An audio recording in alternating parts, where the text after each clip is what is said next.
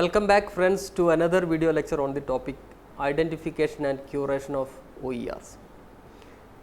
In this video lecture we will be discussing about how you will identify and search OERs, which is of course available in the internet. Then why it is done, why you are identifying these OERs. Then a new term like the curation comes into the teaching learning processes, which means if you are a teacher and if you are teaching any course using technology, then how you will identify the open educational resources, teaching learning resources which are digital in nature, where it is available, and if it is available in the internet, how you will identify that and how you will make use of such resources for your teaching learning purposes. So, that is what curation is about, not just identifying, you will be categorizing, you will be selecting resources which are useful for your classrooms, for your students, and that will be used in the teaching learning processes. So, friends, this is in general the content of this video lecture. So, let us start with the simple explanation of OER. In the first video which was relating to OER, we were discussing that they are nothing but they are any form of teaching learning resources having an open license, and the most popular or commonly used open license is the Creative Commons license. So, any digital teaching learning resources which are available in the internet and having an open license along with it is considered to be an OER. So, what is the use of this license? We do not have to struggle to get the permission. If the open license allows you to reuse that material, of course, that can be done without taking the permission, but there are some restrictions, but in general OERs having an open license can be reused, adapted, and can be used for your students in your classrooms. So, friends, any teaching learning resources which are digital in nature having an open license is considered to be an OER. Now, what are the different forms of OER? We have already discussed the different forms of OERs. It can be any teaching learning resource which are digital in nature. Say for example, an image can be made an OER, a graphic, picture, photograph, audio programs, video programs. It can be an e-text, any e-book, or it can be simply a PowerPoint presentation or any presentation. And the list is not ending. It can be again an animation, simulation, any VR, AR content. It can be curriculum maps, a complete textbook, any streaming videos, any multimedia applications. It can be a complete course material, a course even itself. So, there is absolutely no end to that. Any digital resource which has an open license is an OER, and this takes various forms. Now, let us discuss about if we have the facility, if the teachers have the facility or freedom to use any such open educational resources which are available in the internet, then how you will use it in your teaching learning purpose. The Commonwealth of Learning in 2015 has given 3 broad ways. Of course, this is not that way limited to these 3 ways, but of course, we can use in this 3 ways. Like the first one is mixing, which means you can combine different OERs and adding additional content to produce entirely a new content that suits your local context. Say for example, we have a PowerPoint presentation on velocity, say for example, a content of physics.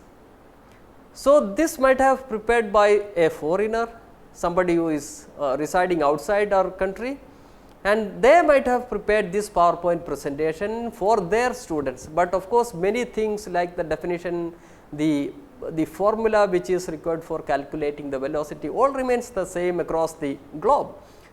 So, then you can use that OER, you can make some changes in that, you can add something which suits your classroom students or your students, and that can be used. So, something like mixing, we are taking different digital teaching learning resources, we are mixing something to that, then this is used in our teaching learning purposes or the teacher's classroom where she or he teaches. So, mixing is one of the ways which Cole points out. The second one is adaptation, which occurs when one OER used and multiple adaptations are developed to suit multiple contexts. Say for example, again take the case of a PowerPoint presentation. You will be using it for your teaching learning purposes in the 6th standard, 7th standard. So, when you are using PowerPoint presentation in the 6th standard classroom, you will make some adaptations, you will make some changes. Again, this is required if it is to be used in the 7th class or 7th standard. So, in multiple contexts, making different changes or revising the material. So, this is adaptation. Third way which Cole points out is asset extraction, which says only selected assets or parts of an educational resource material are extracted and used in a completely different context. Say for example, we have an e-text, a complete book may be running for some 50 or 100 pages, and for your purpose you need only some pages like maybe the content which is available in the 6th page and 7th page. So, you take the material which is there in that 6th or 7th page and this is used in your classroom. So, that way you are taking a portion of the material which is available in the form of an OER. So, friends, these are the common ways which Cole points out. Now, if that is the case, then we will move on to OER curation. So, friends, why this is important? Because there are lots and lots of OER in the internet, which is, of course, we do not need all those OERs for our teaching learning purposes. So, then as a teacher, our job is, suppose I am a teacher of physics, I have to identify the OERs which are related to physics only, because I do not need all the OERs which are related to like the physics. I need some of the OERs. So, then you have to identify such OERs, you have to organize it, then you have to use it in or administer in your classroom. So, that process is called curation, or we can call it as OER curation, identifying the required resources, organizing it and using it in your teaching learning processes. So, that way OER curation is very important, because we have good number of OERs available in the internet and we have to select only required for our teaching learning purposes. So, friends, that is OER curation. And let us see how this is done. As I was saying, again, a physics teacher need to identify the OERs which are required for their classrooms. A chemistry teacher need to do the same. A higher education teacher, of course, have to do the same, only the OERs which is required for their classrooms or their programs or courses. So, very important that way OER curation. Since OER curation is an important activity which is relating to a teacher, then one of the important activities the teacher has to carry out is identifying the OERs. And how it is done? You are seeing some of the websites on the screen, like Creative Commons, Directory of Open Educational Resources, OER Common Open Educational Resource, Folk Semantic Discovered. These are some of the specialized search engines, or there are some websites where open educational resources are available. Of course, many open educational resources are available in these websites relating to all the subjects, irrespective of the level of education. So, if you are a teacher of school education, of course, you can make use of these websites to search, identify the OERs related to your subject of teaching. Of course, a higher education teacher can also, of course, visit these websites. So, one of the ways specialized search engines or website we will use, and you are seeing some of such websites or specialized search engines on the screen. Again, the list is not complete. Open Education Consortium, Computer Science Open Education Resources, TIMOA, Open Tapestry. These are also some of the websites which, of course, you can make use of to get the resources which are OER and relating to your subject. Again, friends, let me again discuss something in a different way. Say for example, I am a teacher of face-to-face education or conventional education. I am planning to develop a text material for my students. So, I have to make use of any software for that, like Google Docs or Microsoft Office. Then I will start preparing my Word document, text document. To start with, I will write some paragraph. Then I feel like I should include some images in my text document. Then what usually I do, I'll go to the Google or Yahoo, or there are many such search engines. Then I look for some images which are related to the topic which I have written in the document. So then the problem comes because you cannot take all the images which are available in the internet. Then the second option for the teacher is we can search for open educational resources or image OERs, images which are OER. So why I was saying you cannot take all the images, because this is done by, this is created by, this is developed by somebody else. So you have to take permission of that, the creator, if you are making use of that image. So to get rid of that, you can of course use image which are OERs, or if you feel like something I need to give the videos in my text document, Word document, then I can of course make use of again video OERs, audio OERs I can again make use of. So when I am preparing a text document, even otherwise we can make use of the OERs which are in image format, video format or audio format, and we have seen in the beginning there are different formats. So you can of course, you are free to make use of all those formats when in your teaching learning processes or when you are preparing any text document. So then where we will get the OERs like image OERs, video OERs, audio OERs. Of course, there are some websites where you will not find any copyright issues, because they are already OER and you can of course reuse it for your teaching learning purposes.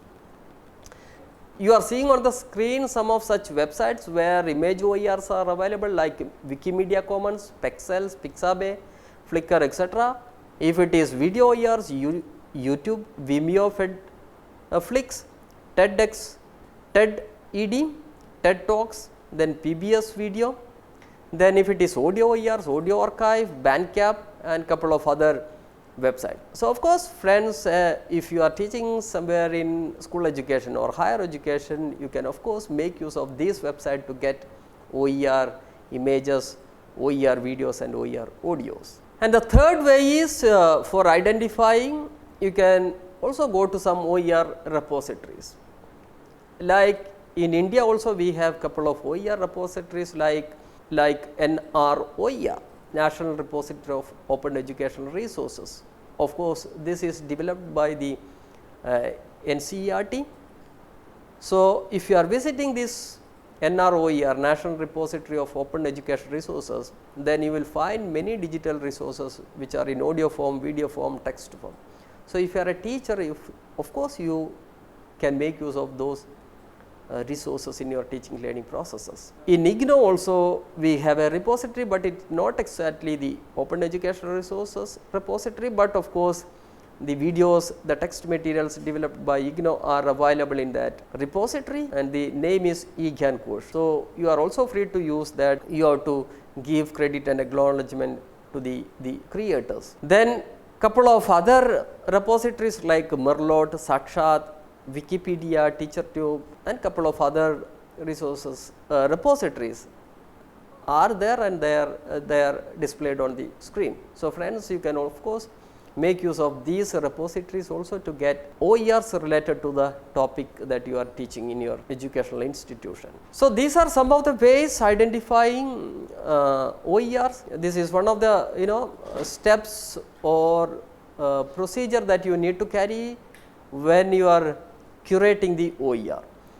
Now as I said in between, when we are preparing a text document, we have to make use of what we say images which are OER images. We will see how it is done.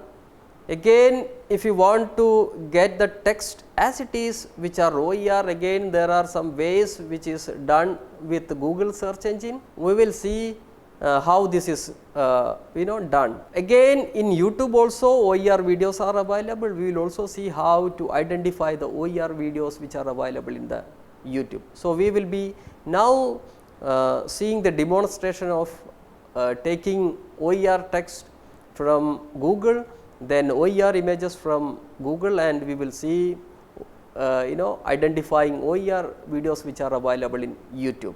So, friends, with this we are summing up, we are winding this video lecture on the topic identification and curation of OERs. In this video lecture, we have seen the relevance of OER curation, and we have seen couple of options for identifying the OERs. So, the OERs which are identified that way, you can use it in your teaching learning processes. I hope you have understood the concepts that we have discussed in this lecture. Thank you.